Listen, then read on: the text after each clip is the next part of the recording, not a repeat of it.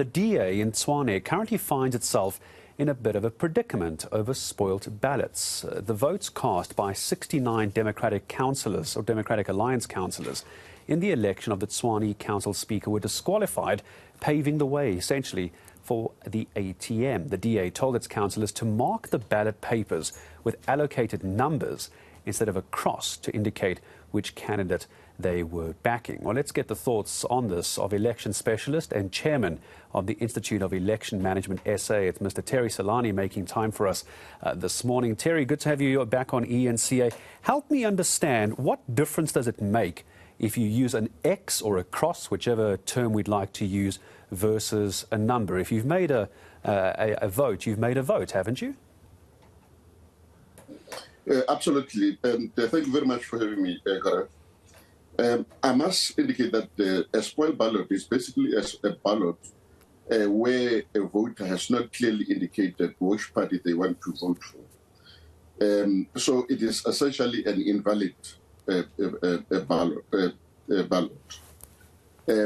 Now, when it comes to the case in point, which is the Tshwane situation, what has actually happened there is that it appears that the voter's identity, the numbers were going to be used to identify a voter, and the voter's secret ballot would therefore be compromised as a result of that. And therefore, the election rules do not allow for the identity of rather for the ballot paper to be linked with a voter. I suppose this is where the confusion is perhaps coming in. And I understand, of course, it is a secret ballot. But if a member of a political party, in this case 69 members of the DA, chose to not keep their vote secret, they put a number next to it, wouldn't that be their choice to do that? They're just simply choosing to not keep it secret. It doesn't change who they're voting for.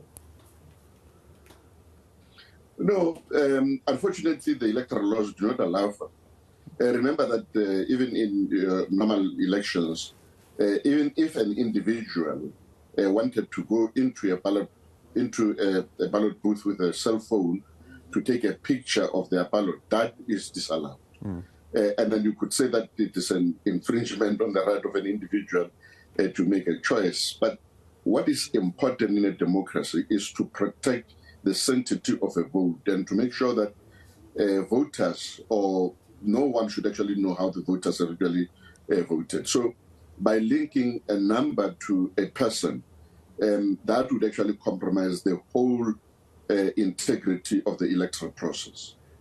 So in a case like this, when there's 69 DA councillors, what you're telling me, Terry, is that number one, everybody would know who number one is. Number two, everybody would know who number two is. Is that what you're telling me? You can easily identify who the particular councillor is for, say, number 45. Is that what you're saying? Absolutely. I think it was a scheme designed largely to try to identify those who do not actually vote according to party line. So if an individual who is number two does not vote in a particular way, the party would know. And then the reason why the party would know is because remember that immediately after the voting station has closed, counting starts. And then when counting starts, there are agents, party agents there who are going to be observing. So those party agents were basically going to be able to see how number two has voted or how number three has actually voted, basically compromising the identity of a person who is voting in that election. Would the Democratic Alliance, I mean, not just the DA, of course, Terry, but would any political party know that this goes directly against the election regulations? Is it very clearly stated that it must be an X, nothing else? It can't be a dot, it can't be a tick, it can't be a number, it can't be a circle. It has to be an X. Is that very clearly stated in the rules? Well, it is stated clearly in the rules that you've got to mark a ballot in such a manner that it is firstly clear who you want to vote for, and secondly, that it should not actually reveal the identity of a voter. So normally what this actually emphasizes is that either you put a tick or a cross adjacent to a party that you actually want to vote for. So is there any legal standing here for the DA? Is this in any way defensible? Well, if they had designed a scheme that was likely to compromise the identity of individuals participating in an election, I think I don't see how they will actually be able to succeed, because that is prohibited by various pieces of legislation. It's prohibited by the Electoral Act, Section 47. It is prohibited by Section 61 of the Municipal Electoral Act. So the electoral officers or the counting officers in particular, I think acted well by making sure that they disqualify those votes in terms of Section 61.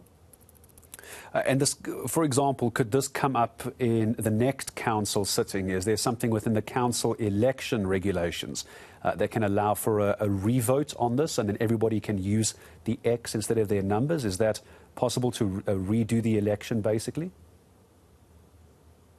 No, they're not going to be able to redo this election, because the current elections were valid. There are no reasons why they should actually be reversed.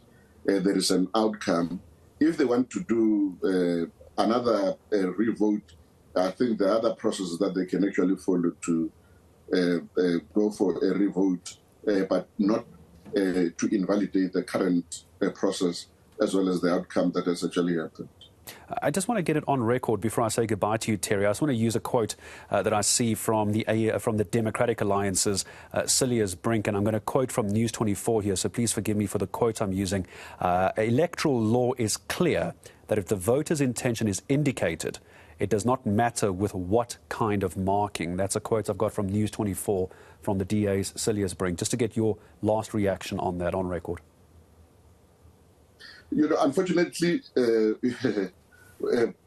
sometimes politicians will quote sections that they think favor them without really looking at the totality of the legislation that governs the electoral processes.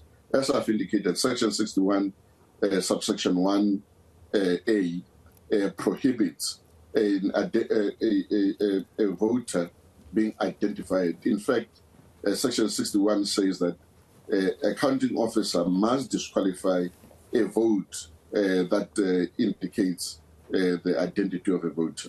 I'm sure we're going to have lots more discussion around this, but I appreciate you setting the framework forward. Election specialist and chairman of the Institute of Election Management, SA, Mr. Terry Tselane, making time for you this morning. I appreciate his time.